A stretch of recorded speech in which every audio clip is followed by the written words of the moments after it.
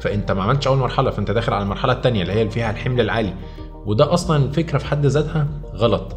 وحاول تحافظ على نفسك. الشد العضلي ممكن يجي لك باكتر من مرحله، واخر مرحله ليه يليها مزق، فانت مجرد انك حفظت نفسك ان يحصل لك شد عضلي انت بتحمي نفسك من اصابات ومشاكل انت في غنى عنها.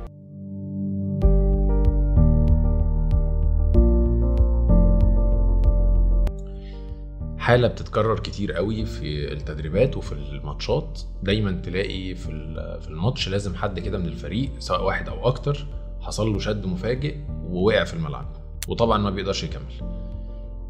اسباب كتيرة ممكن تكون ليها دور في ان دوت يحصل.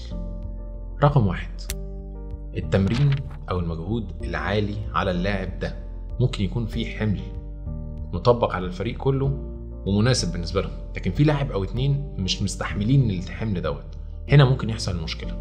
رقم 2، ان اللاعب ده يكون بيعمل مجهود زياده عن اي حد موجود في الفريق، سواء في تمرين خاص، سواء في تمرين في الجيم، سواء في حياته فيها مجهود اكتر، بيتحرك كتير، بيرهق نفسه كتير، وبالتالي في مجهود زايد، فدوت برضو بيخش تحت فكره الحمل الزائد، وبالتالي بينزل الملعب بيحصل له مشكله. الحاجه الثالثه وهي عدم وجود فترة كافية للتأهيل انه يستحمل الاحمال دي، بمعنى انه ما خدش فترة اعداد كافية، انه فجأة دخل على حمل عالي بدون واحد لسه جاي الفريق جديد، واحد بقاله فترة في اصابة او فترة مريح لأي سبب ونزل فدخل على طول مع الفريق، فعنده مشكلة انه يستحمل الاحمال المفاجئة اللي جات له. بعد ما بنخلص فكرة الحمل الزائد أو المجهود البدني الغير مناسب ليه، نيجي هنا بقى نتكلم في طريقة دخوله على المجهود دوت. من المشاكل الكتيرة اللي بتحصل عدم التسخين الجيد. كتير يكون حد وصل التمرين متأخر، مدرب مستعجل، لاعب وهو بيسخن مش مهتم قوي بفترة التسخين أو بالفترة اللي بيحصل فيها إحماء. المفروض إن الإحماء دوت هو أول مرحلة في التدريب، بدون الإحماء فأنت ما عملتش أول مرحلة، فأنت داخل على المرحلة الثانية اللي هي اللي فيها الحمل العالي، وده أصلا فكرة في حد ذاتها غلط. أحيانا كده في لعيبة بتستنصح يحاول يزوغ شوية من فترة الإحماء علشان يعني إيه، مش عايز يعملها، هو مش بيحبها، بتاخد تلت ساعة، بتاخد ربع ساعة، هو عايز يزوغ منها، لكن ده نتيجته في الآخر بعد مرة والتانية والتالتة إن هو ممكن يحصل له شد عضلي. طيب يجي مع الإحماء لازم نتكلم في الاستشفاء اللي كنا بنتكلم عنه قبل كده.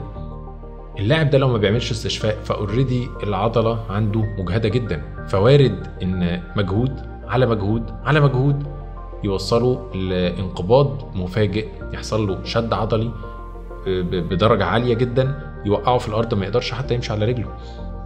كل تفصيلة ليها دور في الموضوع ده بالذات. نيجي نتكلم عن الأكل. أكلك لو ناقص فيه معادن معينة أو السوائل اللي في جسمك والمية مش بتاخدها بكميات كافية يوميا، المية لو قلت تعمل لك مشكلة، الصوديوم لو قل يعمل لك مشكلة، البوتاسيوم لو قل يعمل لك مشكلة، الكالسيوم ده واحد، يعني مين بياخد كالسيوم؟ مين عندنا بيهتم بأكله؟ أنهي لاعب بيهتم بأكله انه يحط فيه عنصر الكالسيوم؟ يعني هو لو ما شربش اللبن وعارف ان اللبن فيه كالسيوم هو مش هياخده من حتة تانية. الكالسيوم واحد من اهم المعادن اللي ليها دور كبير ومباشر جدا في الشد العضلي المفاجئ، خصوصا المفاجئ. كل الحاجات دي ليها دور ان يحصل لك تكون بتجري وفجأة يحصل لك سبازم قوي جدا وتروح واقع في الارض. وبالتالي لازم نبقى عارفين ان البرنامج الغذائي بتاعنا لازم يكون متزن، البرنامج الغذائي بتاعنا لازم يكون فيه كل العناصر اللي احنا محتاجينها، ده طبعا بالتنسيق مع مختص التغذيه او دكتور التغذيه اللي انت بتتابع معاه، سواء كان في النادي او حد شخصي. لازم تقول له انا بيحصل لي المشكله الفلانيه، فاديني في برنامج الغذائي اللي يساعدني اني اتخلص من الشد العضلي المفاجئ اللي بيجيلي. اخر سبب وهو من الاسباب المهمه جدا، التوتر اثناء التدريب او الماتش. لما بكون في حالة غير متزنة، في حالة مش طبيعية ليا، كل طريقة اللي جسمي بيشتغل بيها بتتلخبط. ممكن يكون واحد بيعمل كل اللي عليه ولكن في النهاية هو عنده حالة نفسية مش مستقرة، هو متوتر، هو متلخبط، هو عنده مشكلة ما، ده يجيب شد عضلي، ده يجيب شد عضلي، خصوصا فكرة التوتر، خصوصا فكرة التنشنة في الماتشات. الحالة النفسية ليها دور في الشد العضلي، كل الحاجات اللي احنا اتكلمنا فيها ليها دور ان يحصل لك شد عضلي. جزء اظبطه. عندي مشكلة هنا، علم عليها وابتدي اشتغل عليها. عندي مشكلة في موضوع الاكل، علم على الاكل وابتدي اشتغل عليه. عندي مشكلة في الاحمال، عندي مشكلة في التسخين، عندي مشكلة في اي حاجة، اشتغل عليها وحاول تحافظ على نفسك. الشد العضلي ممكن يجي لك باكتر من مرحلة، واخر مرحلة ليه يليها مزق. فانت مجرد انك حفظت نفسك ان يحصل لك شد عضلي، انت بتحمي نفسك من اصابات ومشاكل انت في غنى عنها.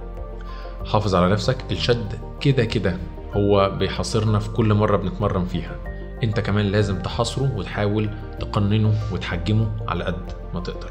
ربنا معاكم. خليك دايما فاكر انك لازم تحمي نفسك على قد ما تقدر.